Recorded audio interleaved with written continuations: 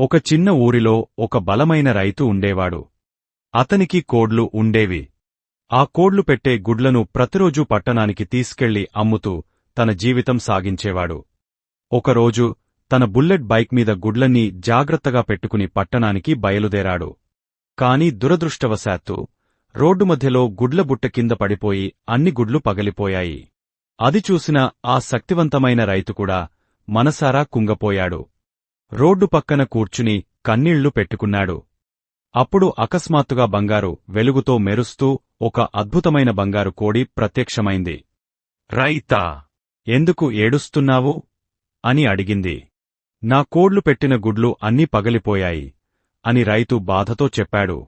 రైతు నిజాయితీ చూసిన ఆ బంగారు కోడి కరుణ చూపించింది. వెంటనే కొన్ని బంగారు గుడ్లు పెట్టి అతనికి ఇచ్చింది. ఆనందంతో రైతు ఆ బంగారు కోడికి నమస్కరించి కృతజ్ఞతలు చెప్పాడు.